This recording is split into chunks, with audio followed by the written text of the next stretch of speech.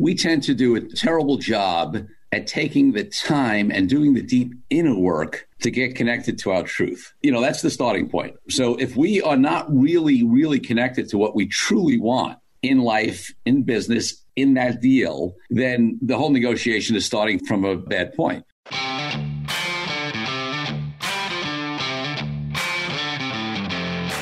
You work hard in your business. On the Profit by Design podcast, we ask the big question: what has your business done for you lately?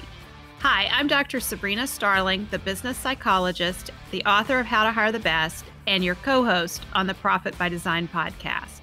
Weekly, my co-host, Mike Bruno, and I bring you tips, tools, and strategies from our own experiences and from the experiences of our guests, who are entrepreneurial thought leaders and real-life entrepreneurs, all to support you in making intentionally profitable and sustainable business decisions to live the lifestyle you desire. At Tap the Potential, we know you're longing to be freed from the constant demands of your business. You need a business that supports your life.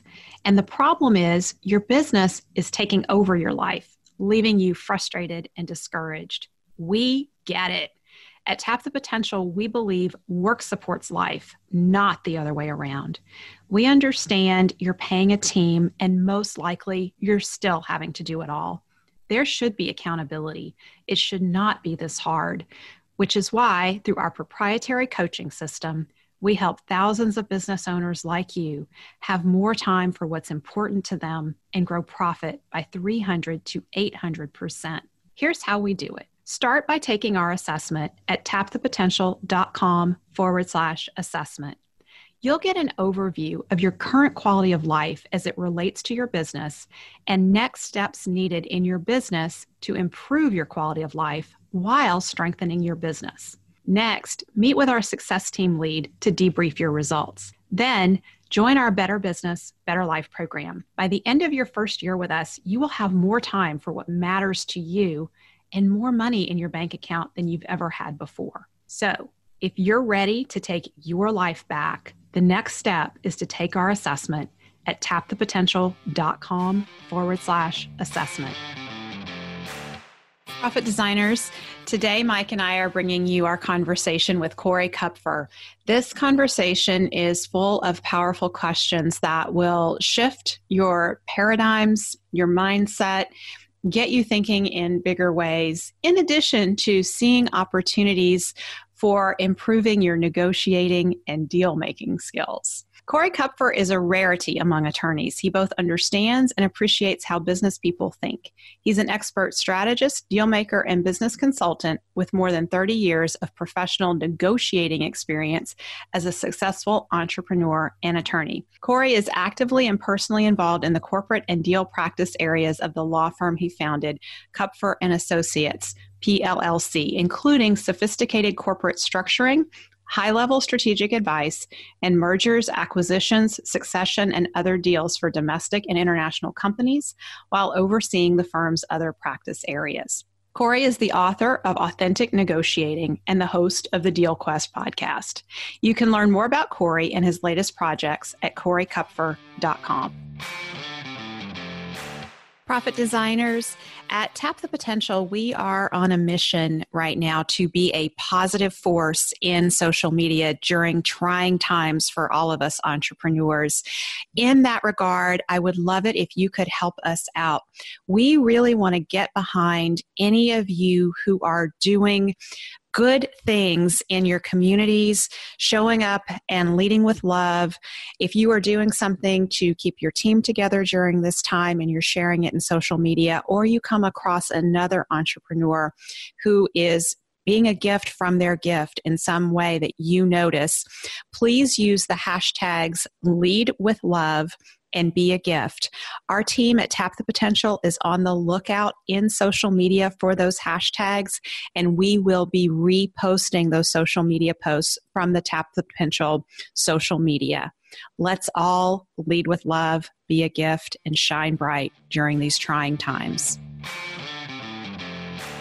So Corey, welcome to the podcast. It's great to be here. I'm very excited to get to dig in with you around authentic conversations, particularly as they relate to deal making. And I know from our previous conversation when you had me on your podcast, deal making takes all kinds of different forms for entrepreneurs. We do that daily almost in different ways in our businesses. So as we dive in, I would love to get from you, how did you get interested in authenticity and using that to negotiate in relationships and deals? Where did that come from for you? Yeah, it's been interesting. There's part of me that even from a little kid somehow, I always had an issue with hypocrisy, right?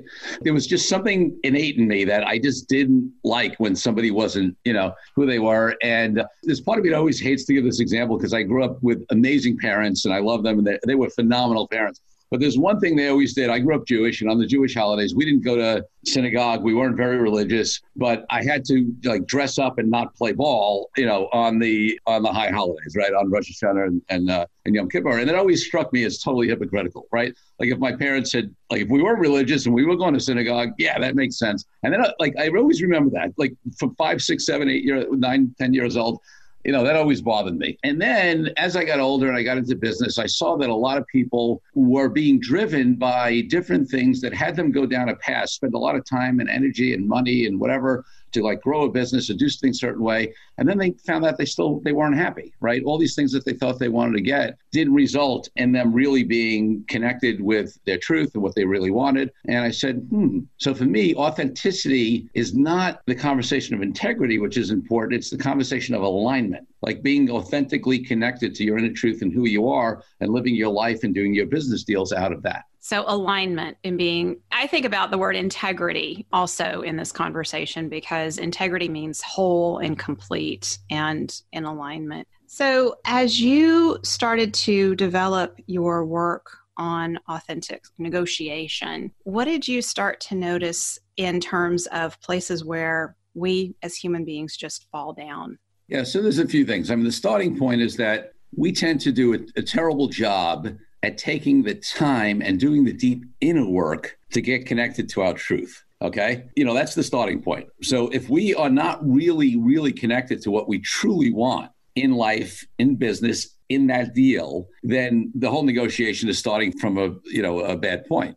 Then we have all the things that come up for us as human beings, right? Where ego, fear, scarcity, all of these other things that come into play that drive us when we're negotiating a deal, when we're running our business, when we're living our lives, that also, throw us off from that. So I got really fascinated. And then on the flip side, when I was younger, I would see these, I'd run into a master negotiator every once in a while. And what I noticed about them was it wasn't really that they knew some cool tactic or counter tactic, which is what a lot of negotiating training teaches, but they had this sort of inner calm. They weren't attached to the deal. They were able to sort of see things in a certain way. They knew what they wanted and what they didn't want. And those were the ones that are most successful. So I started studying that and then also looking at what most of us do. And that's really what led me to come up with this whole authentic negotiating philosophy. Does some of that have to do with the separation of emotions, you think? Or is it, dig into that a little bit, maybe? Yeah, so that's part of it. Listen, I'm not advocating that we be robots, right? We're humans, we have emotions. And the great part about emotions is that if we really listen to them, they give us information. They're useful. Like if I don't feel right about something, I should listen to that and trust it.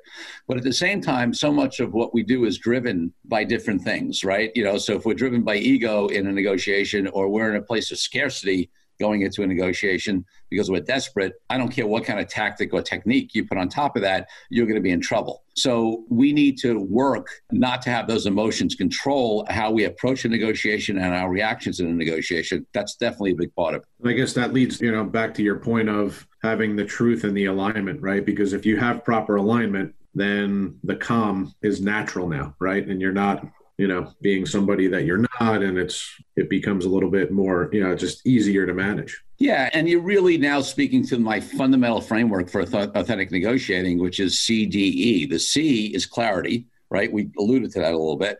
And I have, when I could speak an hour just on clarity alone, which we won't, but, the depth of clarity that you need to get to really, really get to the truth of what you want, what you don't want, what's acceptable and what's not.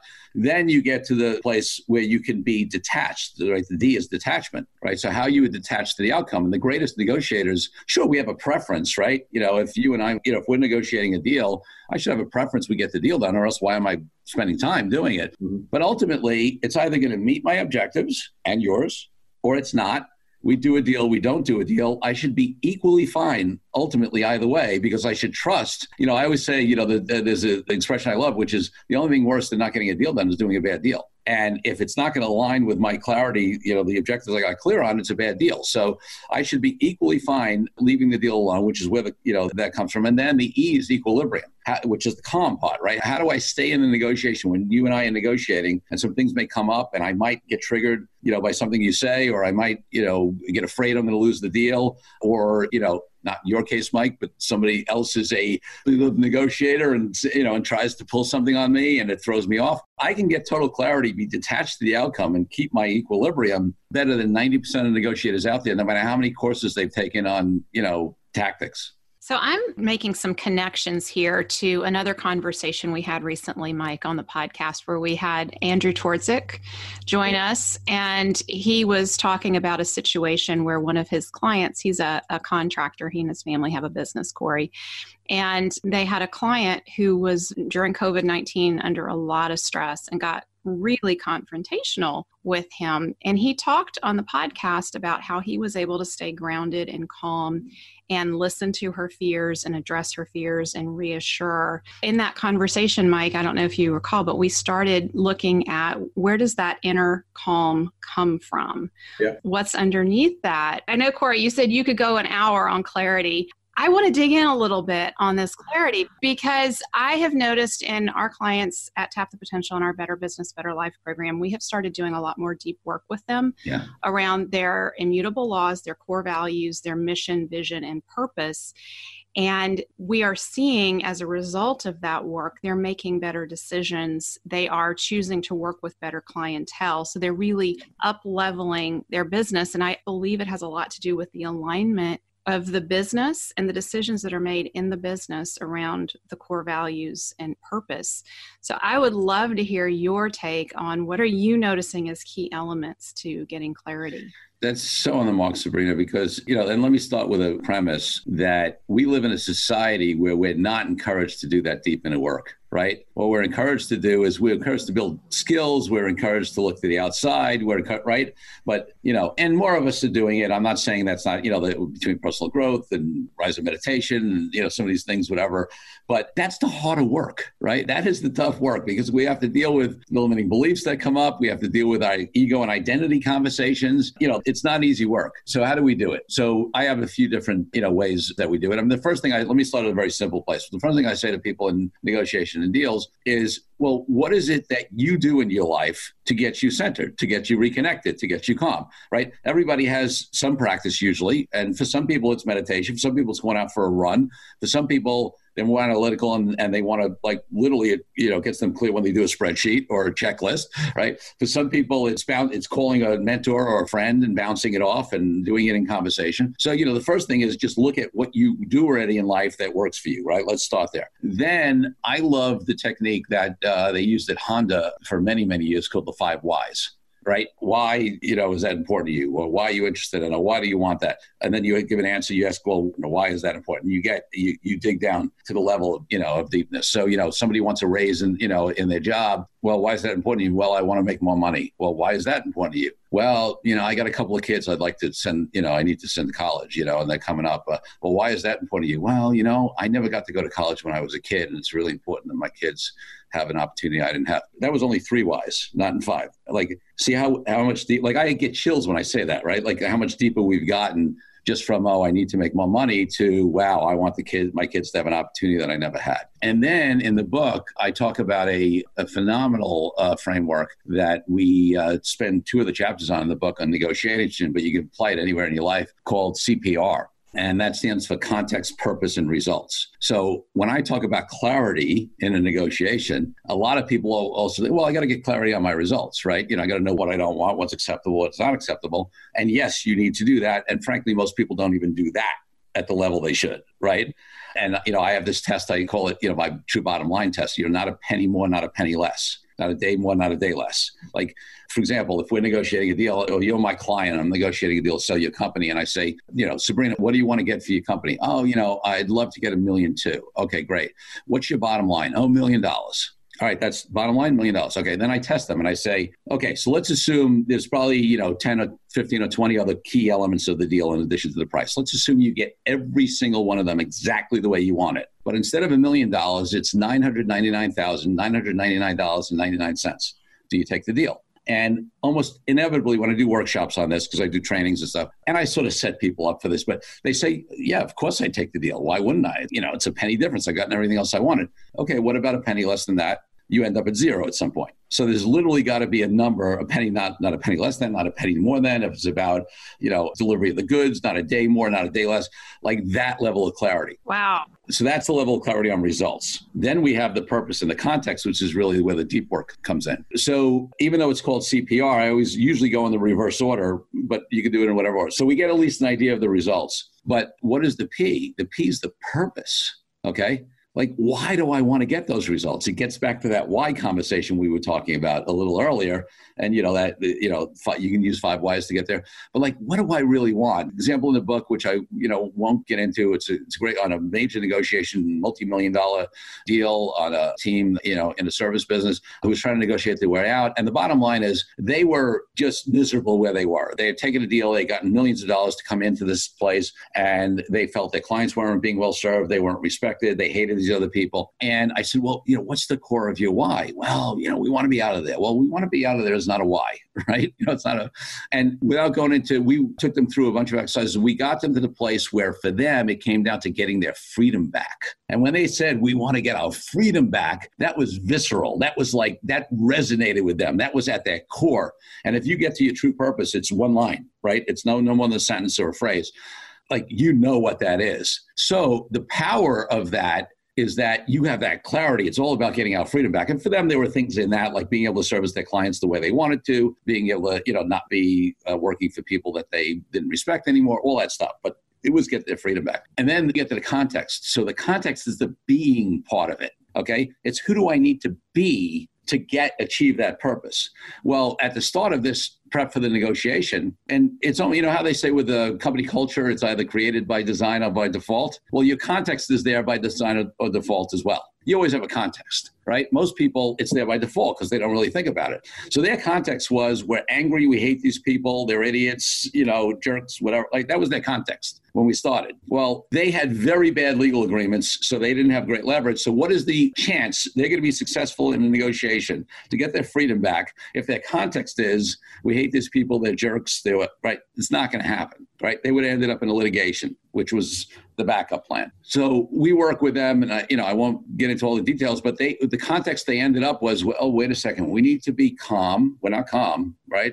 We need to be calm. That's one thing. We need to be collaborative. Oh, that one hurts. We don't want to be collaborative with these people, but what will give us the most chance to get our freedom back, now that we've gotten clear on that, okay, we don't want to be collaborative. Our ego says we don't want to be collaborative. We're angry at these people, but that's what will achieve that purpose. Right. So we have calm, collaborative, patient because we're anxious and these guys have leverage over us. And so if we're not patient, so they had that one. And then, so they had calm, collaborative, patient. And then for them, there was something missing. It was a little soft because these guys were tough negotiators, right? And they didn't want to come in, but at the same time, they didn't want to be in their ego. They didn't want to be aggressive. So the word they settled on was firm. Right, because firm for them was standing their ground, but not in a way that brought up any kind of conflict or triggering, based upon ego. It wasn't aggressive. It was firm and holding that context. So now what happens when you go into a negotiation, and by the way, you can apply this anywhere in life, this CPR technique, you go in and you say, the next thing I'm going to say or do in this moment, right? The other side says something, you start to get triggered, and you ask yourself, the next thing I'm going to say or do in this movement, is it going to help me achieve my purpose? In their case, will it move me closer or further from getting my freedom back? And does it align with my context? Am I being calm, collaborative, patient, and firm? If the answer is no, you don't do it, right? It helps you realign. So you could do a CPR for your relationship. You could do a CPR for your business in general. You could do a CPR for your life. And I do all those things, but it's a powerful tool to get clarity in a negotiation and elsewhere. So that really works on our mindset. Yes. And helps us to get in the right mindset. We're going to be successful. And what I'm appreciating about the 5 why technique in all of that is peeling back the layers, because really what you're doing, I believe, is peeling back ego. Because our first response is going to be an ego-driven response. I want this because I just want the money. And then going the deeper levels, we get to the real truth. And when we get to the real truth for ourselves, it opens up multiple avenues for achieving freedom. There's multiple ways that can be done in a negotiation. No question. And you used the word freedom. Freedom is my highest value in life. It's my highest ideal. We're audio only, but if people could see on my wrists, I wear a little thing with a little old kind of New York subway token kind of round metal thing that says freedom on it from myintent.org, where you can have them, they put a word on there for you, which is a great organization. And for me, that word means everything from freedom for all people from oppression in the world to the reason I'm an entrepreneur. Right? I see so many entrepreneurs, right? We always talk about, hey, I want to control my own destiny. I want to, it's all about freedom. But so many of them actually are not free because although they don't have a boss, they're driven by, ego-related things like I've got to grow because that's the culture of the entrepreneurial world. And they don't really get connected to what works for them. Lifestyle business is like a curse, right? And, I remember I did a talk once, somebody was interviewing me, and I said, every business should be a lifestyle business. Now, by the way, if that lifestyle business you want is to have a, venture-funded, international, multi-billion-dollar company that's truly aligned with what you want, then that's the lifestyle business you want. If it is a solopreneur working from home, being able to, also be with family and take care of the kids and also have a business. And, it's not a matter of size, right? We should be, why do we become entrepreneurs? We should become entrepreneurs to create the life we want for us, for our family, for our communities, whatever we want. That should be the driver. And too many of us get driven by other things, other sort of paradigms and ways to people talk in the entrepreneurial world. And, it triggers our ego. And then we get thrown off from really what we became entrepreneurs to do. You're speaking our language here, Corey. We are all about designing a sustainably profitable business that supports the lifestyle we desire. And what I'm amazed with in our Better Business, Better Life program at Tap the Potential is when entrepreneurs come in and we give them permission to stop focusing on revenue. And we say, let's look at not how much you make, but how much you keep. Yes. And what do you need to have out of this business to live the lifestyle you desire? That's a very different way of looking at a business. And there's lots of ways to simplify a business to achieve that lifestyle. It's multiple avenues start to open up, just like in negotiation. Once we get to the real truth of what someone really wants, there's multiple ways to accomplish it. And then we get to pick the easiest way that aligns with the entrepreneur's core values, their purpose. I love how you are so grounded in your purpose, freedom. That's what you are about. And I would imagine that your life is very much aligned with that the things that you get involved in support that, nurture that, bring that to you, and you're out there working hard to create that for others. Yeah, no question. It shows up everything from, listen, I decided that my wife and I 4 years ago, we wanted to be bi-coastal and got a place in California and, went back and forth. And, I designed my business in a way which by the way has been amazing in terms of what's happened with COVID-19 and whatever, because of that desire to be able to be bi-coastal. When I had reestablished my own firm, I had my own law firm for many, many years, and then I went into a partnership, and then I split for the partnership. When I split from that partnership, I looked at a number of things, but including, hey, what do I want this new, iteration of my firm to look like? And I knew I wanted to get to California, and a year later we did. And I set up my firm to be able to, where anybody could work virtually if they wanted to. We have an office, but nobody needs to be in there. And of course, that's super served us during COVID-19, and we haven't missed a beat. We didn't have any adjustments to make, et cetera. Fortunately, businesses increased these last few months. But the more the point of it is that I designed that because of the life that I wanted to create, right? I travel a lot. I'm on planes. I can work from anywhere, right? People see me taking helicopter rides to Base Camp Everest and, repelling the waterfall, like all these things that I want to do. And, so on a personal level, I've designed my business where, it takes team and it takes systems and it takes a lot of stuff. But the first thing it takes, and this is where I think we're so aligned, is a mindset shift, right? Because if I'm in a traditional mode of, I got to watch over my employees, or I have to be in the office, or, I am a task-based manager as opposed to, for me, I hire great people, empower them, trust them, and then, yes, hold them accountable for results, but I don't micromanage anybody. I delegate like crazy. I have established those skills, and because I want to create the life that I want and the business that supports that. And every single time it starts with a mindset shift. Right? There's something I got to let go of, right? If I don't trust people, I can't achieve that, right? If I feel like I got to micromanage or control people, I can't achieve that, right? So it always starts with shifting that mindset, and then the actions flow from that. So the question that I come up with when I think about that is, who do I have to be to have this business that gives me the lifestyle that I want to have? Yes, which is that's where the parallel comes into the conversation of context, which I talked about in negotiating. That's the being, right? If you do CPR for your life or for your relationship or for your business, just like a negotiation, when you get down to the context part, that's the being part. That's my version of the being part. Right? What is your context in life? Who do you need to be to have the results happen, to have, that you want, to have your life, business, et cetera, negotiation look like the way you want it to look? So I know as we talk about this and our profit designers are listening, their wheels are turning, thinking about, well, what kind of lifestyle do I want to have with my business and who do I have to be? I also know that in the background, the gremlins start going. Those self-limiting beliefs, and gremlins are the enemy of change. They like the status quo. So I'm curious for you, Corey, what were some of the gremlins that you had to deal with as you started designing your business for your lifestyle? Yeah, I mean, so, I'll start sort of early on and then I'll talk. Listen, no matter what stage of success or development you are, there's always the next level of gremlins, right? So, they get stronger and stronger too, don't they? The bigger the we go. Absolutely. So, early on, listen, I grew up as a lower middle class kid in Brooklyn. Like, we weren't poor. We always had food on the table, but, my parents were paycheck, and I remember my dad used to literally cash his paycheck back in the day and divide it into envelopes, cash for the rent, cash for the food, and that's an image that really stayed with me. So brought up a few major things early for me. One is like, who am I? Right? I'm this low middle class kid from Brooklyn. Like, who am I to be in these rooms with major deal makers and, with advising people on, what ended up to be, multi-million-dollar and $100 million deal, whatever. Like, so, I had to get by that, like, imposter syndrome, who am I, little kid from Brooklyn thing. And then relationship to money is a huge one.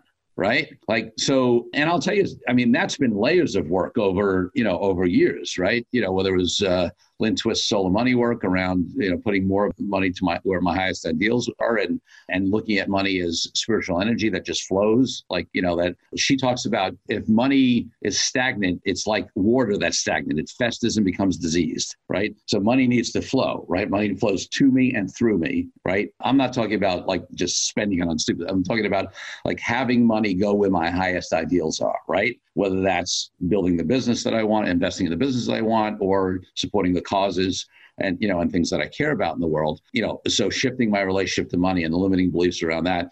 And I'll tell you, even in the last, let's call it 5 years, there's a Barbara Usons, a money coach, works mainly with women. And she's a good friend of ours and my wife, and she are very close. And I had one conversation with Barbara about 5 years ago in which she said to me, boy, you are like just amazing at making money. She says, you don't know how to build wealth, but you're great at making money. Mm. And that mind shift totally stuck with me because that would always be the case. I'd always figure out a way to make money and then somehow it disappeared, right? Mm-hmm. And it wouldn't always be like just spending on stuff. Sometimes I would just invest a lot of money in a cause that I cared about, whatever, but I was not building wealth.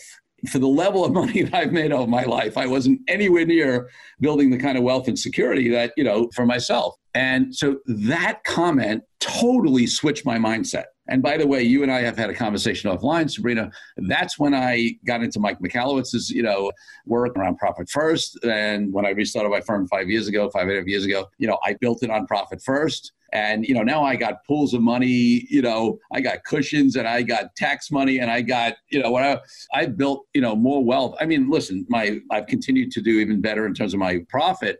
But the main reason I built much more significant wealth in the last 5 years than I had in the other 30 years of my career was not because I'm making more money, because if I kept them at the same mindset, it would have gone still. Right. It's because I had this shift in my understanding of, oh, wait a second, there's this thing called building wealth, which is different than making money. And I need to shift my mind around that I'm a wealth builder, not just an income generator. So since you brought up Profit First, I see that as the big switch for so many of our entrepreneurs, because we start seeing that money build up in the profit account and the owner's pay account. And one of the things that gives me pause a lot is when a business owner says, I have all this money sitting in owner's pay. I don't need it. I'm going to put it back in the business. Or there's a mindset there that we only need a certain level, and we're not really looking at, well, if we really want freedom and we really want to take care of ourselves in the future, how do we use that to build wealth?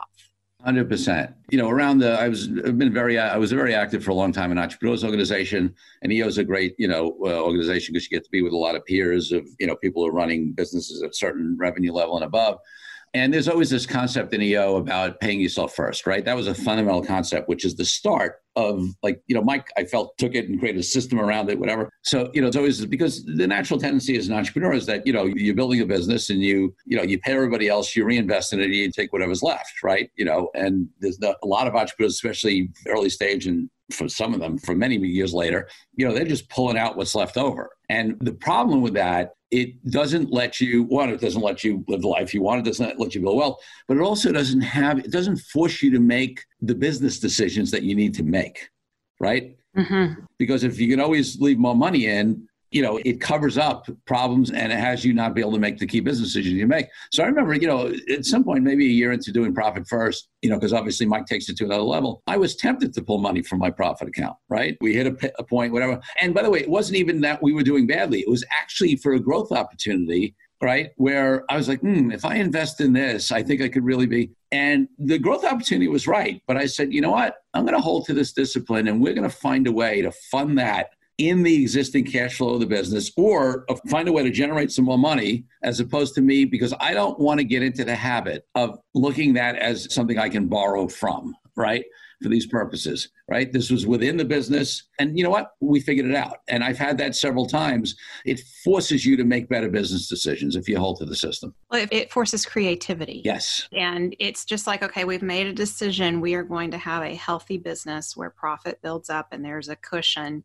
So what other opportunities do we have to go after this growth that we want to go after? How else can we do it? It's the how else conversation. That's right. And the great thing is if you have a team, right, which I do, and you create the context of that, then they start thinking within that framework and they get more creative as well, because they know that what goes into the operating budget is this, right? Not 100%. It's whatever, depending on where you are on the scale, 40, 50, whatever. So they need to get more creative as well, which is really powerful. Yeah. One thing I wanted to dig into real quick, Corey, you said layers of work, which I think is really interesting because, for myself, I fortunately reached years ago a place of calm and clarity that I can continue to build on, right? It's just done, right? But I definitely was able to get out of a period of irrational thought process and frustration and anxiety, all these different things as a business person, just being frustrated,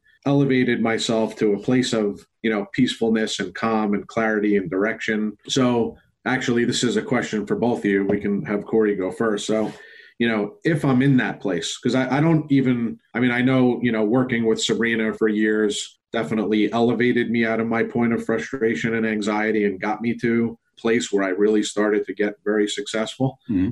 But for somebody who's just starting out and is like, okay, so now you're telling me that I have to change my mind and CPR and this and that. Where do I really start? And the layer of work thing I thought was cool, because if somebody thinks about it as, it really is the marathon, right? It's years and layers of little bits of work and mindset shifts and changes over a course of time that keep elevating you to that point of increased success, clarity, and just, better equilibrium and balance and all those good things. Yeah. I mean, listen, I think that actually, and that's what life is about, right? I mean, like ultimately, why are we building this business? Why are we whatever, and I don't know, the different people are in different places about, whether it's spirituality or not. I don't care if you go to the spiritual point or you're nowhere near it. I think, like, why are we here? Like, if we're not going to just learn and improve ourselves and whatever. And yes, it is iterative. We're not going to go from here to here. And frankly, part of why it has to be that is we don't even see you until you get, until you achieve something, until you have an understanding on some point, whether it's relationship to money or your own, view of yourself or, being able to be calm, whatever, you can't even see what the next body of work is. Right? Mm-hmm. You haven't even gotten to the corner where you can look around and see what's there. So because of that, some people, sort of look all the way to the end point and then they get frozen because they're like, I don't even know how to get there. You don't need to know how to get there. All you need to know how to do is to take the next right action. Okay. And that's a phrase I love, right? There's always a next right action. There's something you're being called to do. And just do that. And that's why there's another big word that really comes into all this that I have gotten much better at over time. And that's the word trust, right? If you take the next right action, trust that you will be moving in the right direction. Trust that it will be revealed to you what the next right action after that is. It's interesting. I've moved, and this is, different people have different views on this. For me, I used to be a very goal-oriented, specifically, SMART goals, specific measurable goals. And I think actually most people have to go through that stage where they build that muscle and that discipline and that kind of stuff to be able to set SMART goals, achieve them, be focused, learn how to get something done. But I've evolved to the point where actually I don't do that anymore, right? Mm-hmm. I am at the point now, and I have a vision that's different. I have a vision. I'm clear on where I want to go, okay? But then I just focus on being connected and taking the next right action and increasing my level of trust that it will manifest. Okay. So talking about the shift around money, right? Even though I used to produce a lot, I've always been able to produce a lot of money, at least in the last, 25 years of my career. There used to be a lot of focus on it and worry about it and setting revenue goals and whatever. And again, I'm not saying there are a lot of people who should be still setting those kind of goals, but I've gotten to the point where I don't do that anymore. My next iteration, the next layer in the onion, the next body of work, whatever that came for me several years ago, was to be in a place where I trust it's going to show up. Now, by the way, that doesn't mean that I'm sitting around eating bonbons or, there's work involved in that. I believe in the law of attraction, not in a way it's been oversimplified and people have problems with it. Like what I think about comes about. No, you got to take action, right? But you do attract to you if you trust it's going to happen. And then you take that next right action that you're called to take. So for me, I've been in a place where, for some years now, where the money shows up and I don't worry about it anymore. And I don't, I have an idea in my mind where I want to go, but I'm not like, and I'm looking at my numbers. Trust me, I'm always looking at my numbers, but it's an energetic shift. I'm not in that energy of, we're, 4% under goal this month. I've got to go do this, it's a different energy. I love what you're saying about that because we have an image, and I know we're on a podcast, so I can't just pop it up on the screen for everyone, but it's called the survival trap. And on one side, we have the vision. And then on the other side, we have the current moment. And in the current moment, we're always faced with choices, and we can make choices that that look like they're directly aligned with the vision. And that's great. We always want to take that next right action that is most aligned with where we want to head. But there are choices that we take that look like they're somewhat aligned with the vision. And we can talk ourselves into it like, this will work. It's no big deal if I just do this for a few months. But if we follow the trajectory of that choice out over time, we see how it takes us very far away from the vision.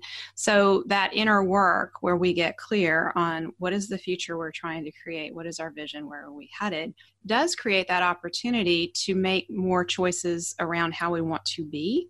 And you clearly are making a statement. I want to be trusting that this future that I'm working toward, I trust myself that I'm going to make those choices. When I see the opportunities in front of me, I'm going to make those choices that are the next right choice toward that vision. And I really appreciate kind of this discussion around peeling back the layers of the onion, because I think back to where I was maybe 15, 16 years ago before I discovered, or as I was discovering life coaching.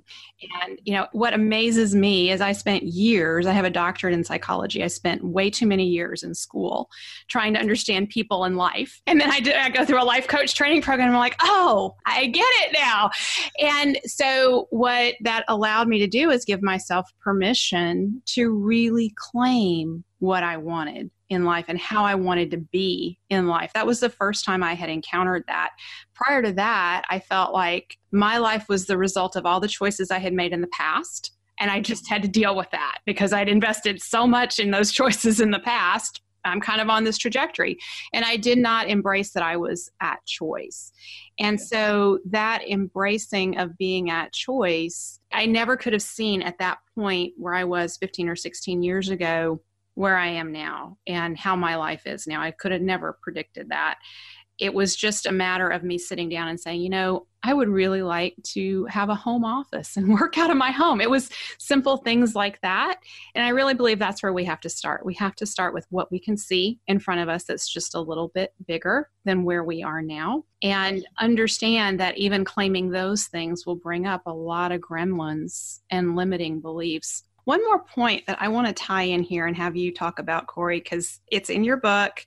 It's something I strongly believe in, and that is the Pygmalion or the Rosenthal effect, where we speak to someone in their better self, is how I conceptualize it. Tell me what it means to you and how you've seen that come into play. So it's interesting because now it's something that I try to do all the time, but I'll relate back. Let me tell a story. Okay. Because for me, it's really, I think all of us, hopefully all of us, have had some experience of having somebody in our lives who sees us bigger than we see ourselves in the moment. Right. And, we talked a little bit about money and Lynn Twist's work earlier in the interview. Well, Lynn Twist, when I met Lynn, it was before she had all her books and programs out and whatever. In fact, dating myself, she did an interview on an NPR station, public radio station, and we had a cassette, and somebody had recorded it off the radio on a cassette tape. And we were duping that cassette tape, and people would listen to it on the cassette tape. At the time, Lynn was the head of strategic funding for the Hunger Project, which was basically the fundraiser for the Hunger Project. And I was active in the Hunger Project, and I had an amazing experience of spending time in villages in Ghana and Uganda and India. And the person who followed Lynn at the Hunger Project was a woman named Peg Thatcher. And Peg Thatcher, and this is before I had traveled and done all that stuff. I'm 30 years old. I just started my business. I come from a low middle class family. I had never written a check to a charity or a cause for maybe more than $75 or $100.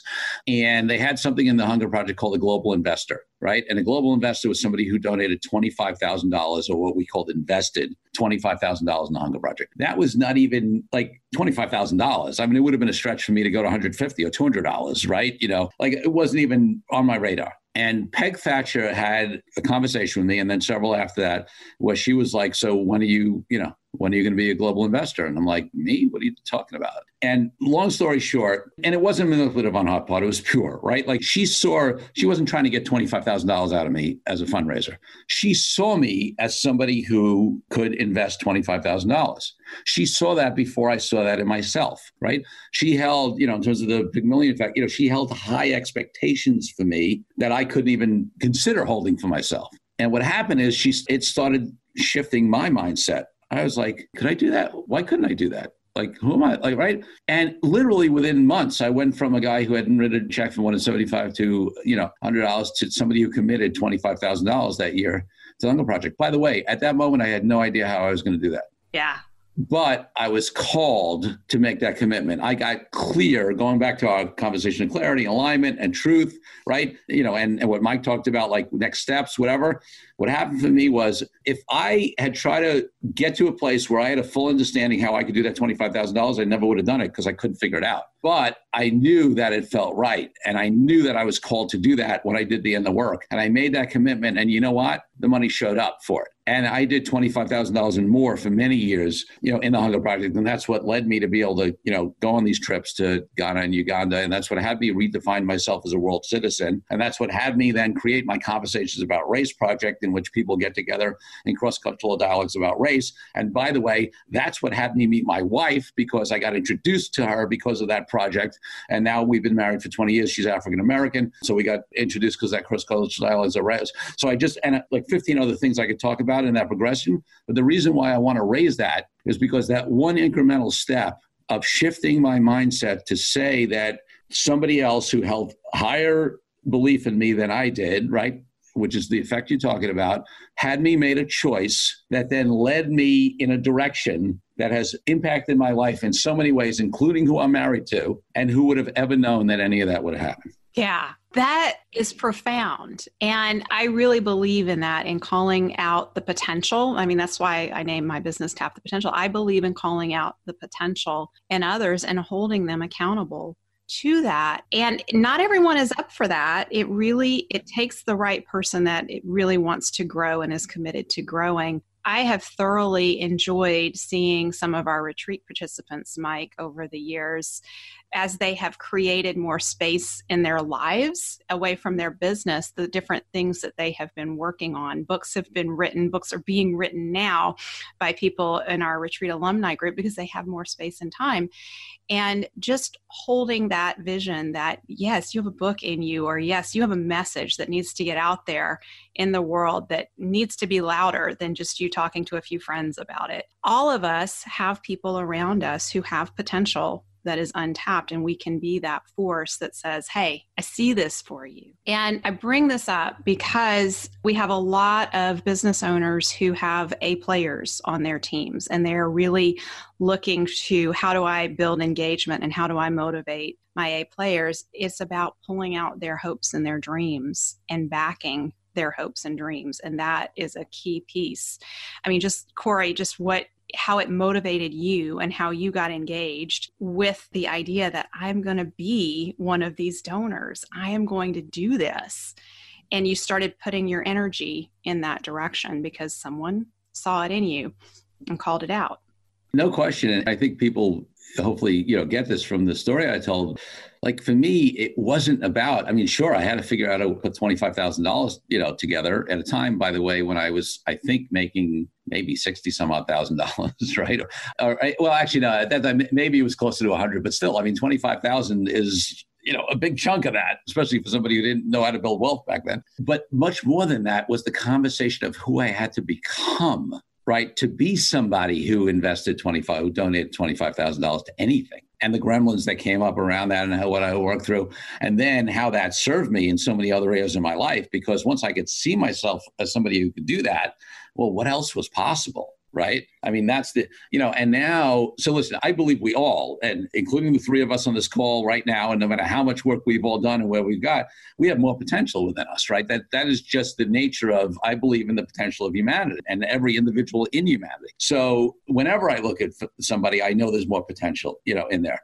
So I'm always going to hold them, like I have a practice now where I work to hold everybody, like see the greatness in everybody. And I believe you said, not everybody's ready. And that's true. And I haven't been ready at various points. I think we've all had that experience where, like years later, you realize somebody or some course you took or whatever, like you couldn't hear it. And then like you're ready finally, or somebody else, you hear it in a different way and then you get it. I think the whole game in life, the whole thing is capacity to receive.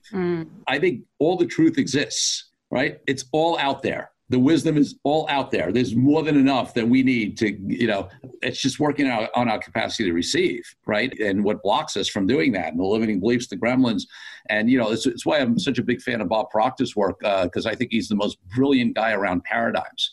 And, he talks about how, we have a conscious mind and a subconscious mind. He's got this stick figure thing that he got from, I wish I can credit it because it's not his. He credits who he got it from. And the paradigm is resident in the subconscious mind. Right. So when we want to shift something that's fundamental, especially if it's an identity conversation or something that's really ingrained in us from our past, et cetera, right, the paradigm fights like heck to keep us in place. And that's why the work has to be done on a deep subconscious level, because the skills training is not going to get us out of it and shift that mindset. He talks about when, like, if we're in an X paradigm and we have a Y thought. You see, my X paradigm, an example I gave before was that I'm a low middle class kid from Brooklyn who can donate maybe $75 or $100. When a Y thought comes in, that says you can be a $25,000, investor in the Hunger Project. I can't even see that. My paradigm can't even, that's like so outside of it, right? It's going to raise all kinds of stuff, and the paradigm is going to fight like hell to keep that in place. And what a lot of people do is they get to this place that Bob calls the terror barrier, right? Because in order to break through a paradigm, you get up to this place, and the paradigm now is hanging on, and you hit this terror barrier where it's scary. You don't know what's on the other side of it. And many times we hit this terror barrier and we bounce back off of it and we go right back to our ex paradigm. Well, the opportunity is if we break through that and we let that why thought come in and we accept it and we get in our subconscious and we do the inner work we need to do, we can shift from that X paradigm to that Y paradigm, right? And we can become global investors in the Hunger Project, right? Just as an example. So, it's the reason why I love his work, because I think that people don't realize how big paradigms within us, societal paradigms, familial paradigms, hold things in place. And if we don't do work at that level, we can have incremental change, but we can't have transformation without it. Transformation comes with the paradigm shift. Yeah. For sure. Mike, I see your wheels turning there. What are your thoughts? Yeah, this has been a great conversation, Corey. Thank you for everything that you've shared. I just urge, regardless of where our listeners are in their path, whether you're just starting out in this mindset shift and, starting to work on yourself, or if you've done it for years and years, just, please keep it up, put in the work, and, you'll see that as you're building that foundation, and like Corey said, layers of work, the transformation will be there. Yeah, the question that's coming up for me is, who do I have to be to receive? Yes. Yep. So we have thrown out some book titles, and I want to just speak them real clearly, and we will put them in our show notes. So Corey has repeatedly mentioned Lynn Twist's work. Her major work is The Soul of Money. Wonderful book, and that is a mindset shifting book for sure. Corey has his own book, Authentic Negotiating: 3 Keys to True Negotiating Success and How to Achieve Them. And Corey, you also have a podcast, the Deal Quest podcast. You've had me on there. I've really appreciated that opportunity. And you are doing CCC calls. And you mentioned as we were coming on for the interview that those have evolved. And I want to give you the opportunity to talk about them because I think our profit designers may be interested. Sure. So we're doing these Thursday night Zoom calls at 6 p.m. Eastern time. And we have a group on Facebook, Conversations, Connections, and Cocktails. And really, we started them when COVID-19 started and everybody was trying to figure out what was going on. I travel in the world of mainly entrepreneurs and business leaders. That's my world, similar to your world. And I believe that we are, the creative folks. We are the ones that can make a difference in these times. So I said, let me gather together a bunch of, creative entrepreneurs to look at what's happening in these times, because I don't believe it's the politicians that lead. I don't believe it's, truly, I believe it's, it's ground up either activism by people on certain issues, and certainly on things that affect business is the entrepreneurs. So I said, let's get a lot of, I'm fortunate to travel in circles of a lot of entrepreneurs from all around the country, all around the world. Let's get some folks together and let's look at, what we think is going to happen, right? What is coming out of COVID? What are the fundamental changes that are going to happen in business in the world? How can we make a difference in those?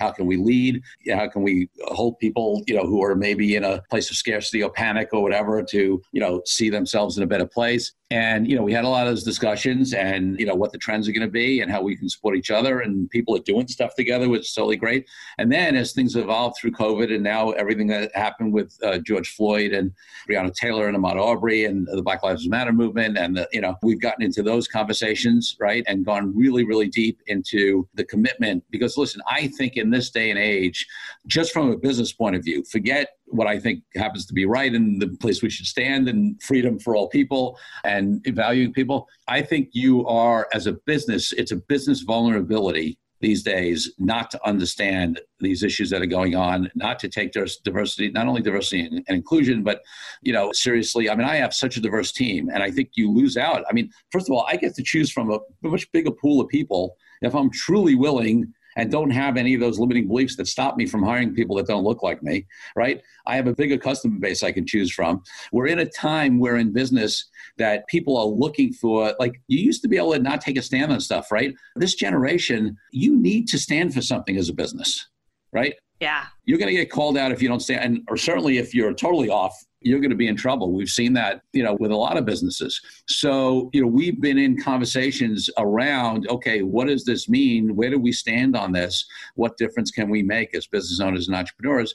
And so we have, sort of deep-spirited conversations where different views are valued. And the whole goal is for us to work together to, move these important issues forward and have our businesses align with it and make a difference, in the world and, support each other to be successful and all that. So these are very important conversations. They take a lot of courage to have. And so I so appreciate that you are doing this, that you're creating a platform for these conversations to be happening in the entrepreneurial and business community.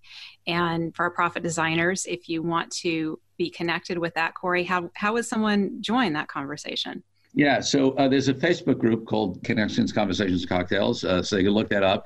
Or if they just go to CoreyKupfer.com, which is my sort of hub website, they can get to my law firm there and everything, the book. They could also link to those calls and just register for them, and then they'll get reminder emails every week. Awesome. And then you have a gift that you wanted to share with our profit designers, CoreyKupfer.com Zoom call opt-in. Do you want to talk about that? That's really the opt-in for these calls. So people can opt in for that. And then, if you opt in, listen, you will get on our mailing list. So just keep that in mind. And one of the things that we have upcoming, although, we haven't launched it yet, but we're launching a whole redesign of the website. And with that, we also are going to have an assessment on where you are as a deal maker in your company, because we have some new products coming out, courses and that kind of stuff and masterminds for people who really want to, we didn't spend a huge amount of time on actual deal making here, but so many entrepreneurs are spending so much time on organic growth, which you should. You need to be able to have a successful, sell a product or service and deliver it well and all that kind of stuff. But there's so many opportunities for businesses to grow through deals. And you don't have to have major capital. You don't have to be a huge company. There's strategic alliances and joint ventures and licensing opportunities and, influencer, deals and affiliate deals. And most people don't really understand how to do those or don't think, like that mindset shift. Oh, I'm not somebody who can do deals. No, yes, you are, right? You're an entrepreneur, you can do deals. So we have a series of programs that are around that. And we start with an assessment on where you are as a deal maker. And so where we can bring you into some of those programs. So that will be coming out very soon. So if you hop on that list for the CCC calls, the opt-in there, you'll hear more about some of those programs we have coming up. Fantastic. Those are some great resources. Thank you, Corey. I'm glad you're sharing that. So I so appreciate you being with us here today and the conversations. We had some very powerful questions that came out of the conversation today. And hopefully we have shifted some paradigms. I love that. It's been such a pleasure being with you and Mike. And, I just, from the moment you and I met, I felt there was just an alignment in our work and alignment in our outlook. And so I've always enjoyed our conversations, and I appreciate the opportunity to be with your audience. Thank you. If your business is taking over your life and you're ready to take your life back, Tap the Potential's Better Business, Better Life program could be just what you're looking for. By the end of your first year in our program, you will have more time for what matters to you and more money in your bank account than ever. Get started. Take our assessment at tapthepotential.com/assessment. Thank you for spending time with us today. Join our conversation in the Profit by Design podcast Facebook group.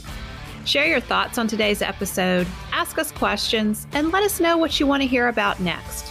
Visit our website at profitbydesignpodcast.com to access resources from our sponsors and tools we've created for you.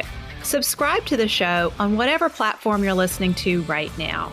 There's a subscribe button right there. Go ahead and hit it so that you always get a notification when we release a new episode.